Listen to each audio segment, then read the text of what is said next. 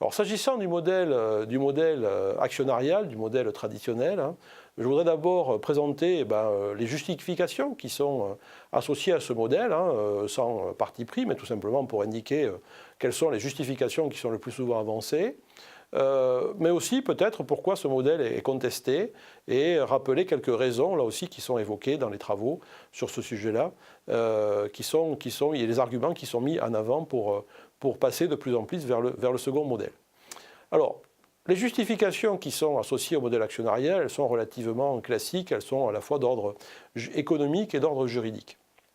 Tout d'abord, je dirais d'un point de vue assez juridique, hein, l'actionnaire est le seul propriétaire de la firme, puisque l'action est un droit de propriété, et donc, tout simplement, l'entreprise, elle doit créer légalement et avec intégrité de la valeur pour les propriétaires.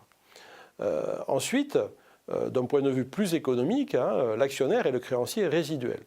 Alors, qu'est-ce que c'est qu'un créancier résiduel en fait, hein? Le créancier résiduel, c'est celui qui, en cas de liquidation de l'entreprise, sera le dernier à récupérer, je dirais, les sommes ou l'argent issu de la liquidation des actifs de la société. Dans le système français, lorsqu'on liquide une société, lorsqu'on vend ses actifs, eh bien, on paye d'abord les salariés qui n'auraient pas été payés, on paye les charges sociales, on paye les fournisseurs, on paye le banquier, l'État, etc. Et puis, au final, s'il reste de l'argent, eh bien, cet argent revient aux actionnaires. C'est pour ça qu'on parle de créancier résiduel. Donc, de ce point de vue-là, c'est véritablement une partie prenante qui risque de ne pas recevoir de retour sur son investissement, voire de perdre tout ce qu'il a en cas de liquidation de l'entreprise. Donc les tenants de ce modèle, en tout cas ceux qui considèrent que c'est une justification, considèrent que l'actionnaire est celui qui prend le plus de risques. Et donc, voilà, c'est ça, je pense, je dirais, les deux points de justification majeurs de ce modèle. Hein, c'est à la fois la prise de risque et à la fois l'aspect juridique, hein, de la propriété. Et donc, dans ce cadre-là, c'est l'actionnaire qui est le seul à décider de l'affectation des richesses créées par l'entreprise. Alors, évidemment, ce modèle-là est largement contesté par les tenants d'un modèle plus partenarial, ou en tout cas de la part d'acteurs qui effectivement ne reconnaissent pas le droit des actionnaires de disposer librement des fruits de leur propriété.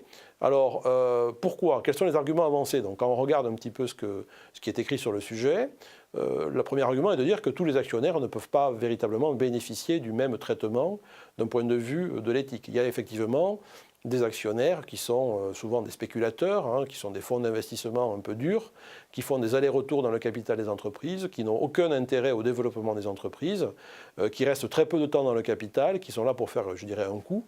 Et là, effectivement, les gens disent que ce n'est pas normal que ces gens-là aient le pouvoir de décision. Donc, effectivement, en fait, l'idée qu'on peut introduire ici, hein, c'est que tous les actionnaires ne peuvent pas être forcément traités de la même façon. Et donc un modèle général fondé uniquement sur le choix des actionnaires et les décisions des actionnaires ne correspond pas véritablement à un positionnement très éthique.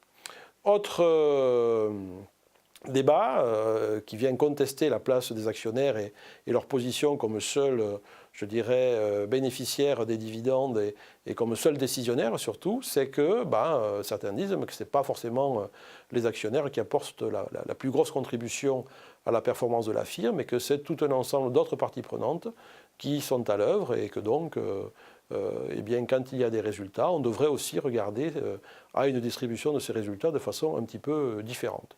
Voilà, donc en fait, il y a une contestation sur la nature des actionnaires et sur les stratégies des actionnaires, sur leur vision plus ou moins court-termiste, et il y a je dirais, un débat sur le fait que les actionnaires ne sont pas ceux qui sont les plus contributeurs à la création de valeur. Donc voilà pourquoi ce modèle, donc, qui reste largement dominant, est quand même aujourd'hui contesté de plus en plus, et donc on voit émerger un modèle un petit peu alternatif.